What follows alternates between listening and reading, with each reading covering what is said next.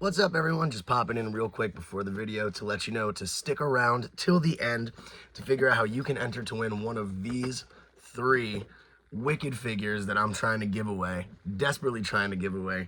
And also just for a little scoop on what's to come on the channel. I'm working hard on a lot of really cool stuff. This video I did not work very hard on. I just really wanted to talk about it. So without further ado, here we go.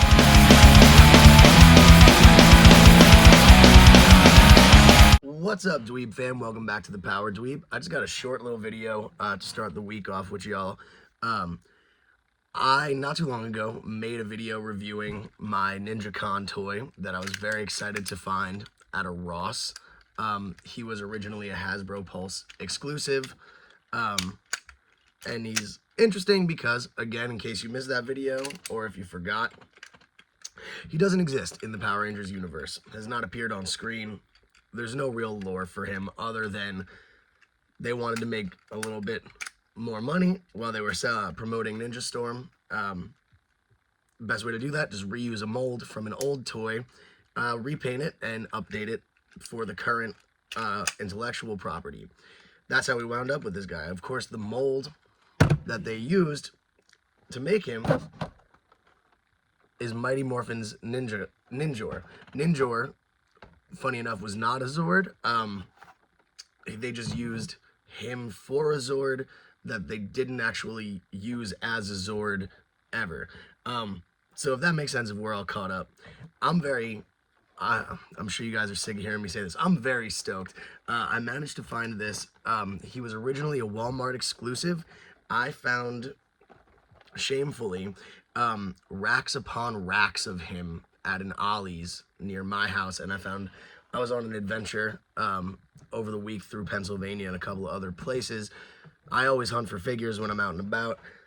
Most of their Ollie's as well also were chock full of this guy. So pro tip for you, $6 at Ollie's. That's why I got two of them, one to open up and review for you, one for the wall. But yeah, so let's just check out the differences side by side. You know, it's gonna be pretty obvious, but it's gonna be cool to see. I know I butchered this box, but like I said, I got two, and I could go get another one today at Ollie's. It's interesting here. It says attack mode on the back. It's ninja battle mode in the show, for whatever that's worth. It's cool because my Ninjakon came in the windowless packaging box, so there wasn't really, it doesn't have the feel of getting the real deal old 90s toys with the, the display style and everything, the logos. Kind of makes sense anyway. He wasn't a Mighty Morphin character. But so, quick and painlessly pop him out real quick. He is stiff as a brick. So, here we can see same exact accessories on both, down to the inlay on the sword. Same exact everything, which again, to be expected, because it is just a repaint. Just like Diabolico in Lightspeed Rescue was just a repaint of Psycho Red's monster form, except they actually used that in the show. So yeah, here we go, side by side in their regular state. You can see, obviously, they swapped out Ninjor's N for the Wind Academy's crest, just to keep it up with the Ninja Storm, universe. We flip him. Ninjor is just so cool.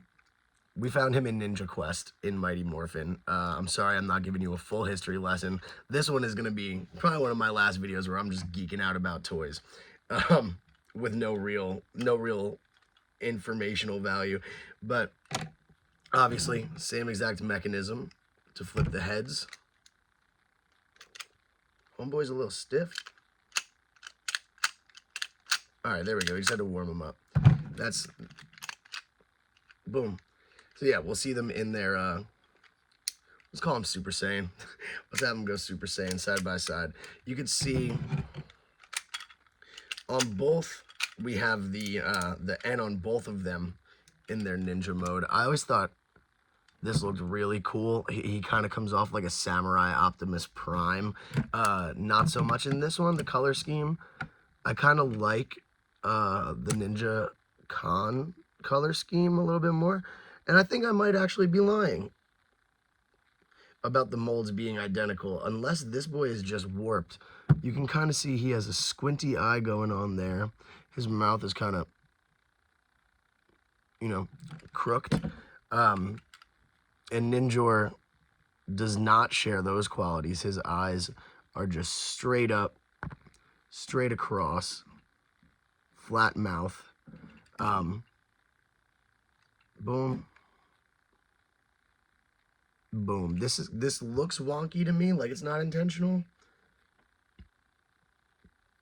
But at the end of the day, who's to say? Everything else is exactly the same, except for, again, they swapped out the crests inside of the little horseshoe there.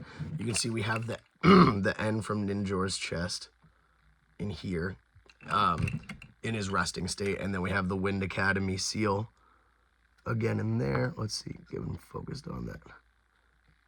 Not really focusing on that, but you can take my word for it. It's really cool seeing them next to each other. You know, they're pretty righteous counterparts for a shelf. Still, you know, funny that one of them does not actually factually exist, and the other one showed up basically just to fill the plot hole of how to get the ninja powers in Mighty Morphin without using the movie storyline.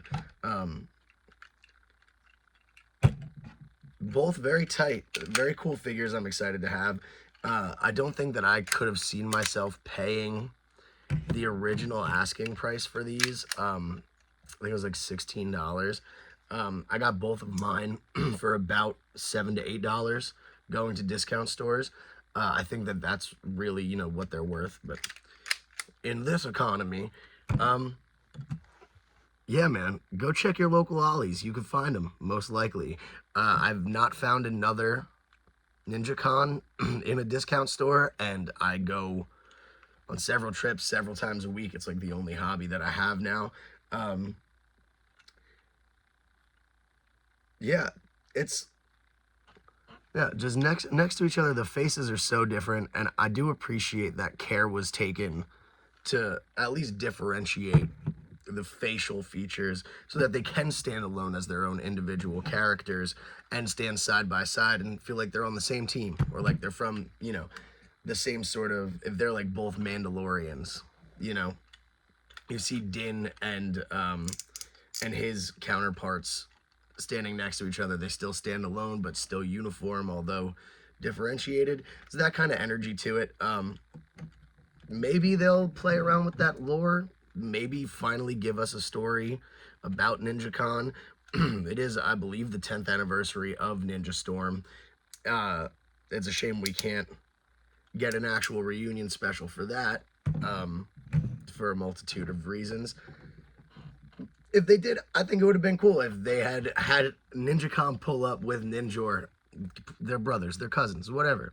But very cool. Hope that you guys, if you were not sold on finding one of these, you might kind of want to do it a little bit more now. Or if you weren't sold and you don't like what you see, you're welcome. I bought them so you didn't have to. Yeah, that's all I got for today. Don't forget, like, comment, subscribe. I'm still giving away a Phantom Ranger when I get to 100 subscribers, and a green SPDA Squad Ranger figure at 200 followers. My next video is either going to be an exclusive on some Lost media from Lost Galaxy that I've been working on over the last couple of weeks, or my review of iGuy, whichever one I get around to editing first. No matter what, make sure you're subscribed, get that notification bell on, because in that video at the very beginning, I will be announcing how to enter to win this bad gal right here. On that video, I'm going to tell you how to enter to win. It's not going to take a long time for me to get rid of this one. It's not going to be 100 followers, not 200 followers. SPD A Squad Pink could be yours if you watch the next video, my dude. Yeah, don't mind me. It's late. And I just felt like doing something. So here we go. Have a good night, y'all. I will see you, let's say Wednesday. I hit you with a video on Wednesday. Peace and love.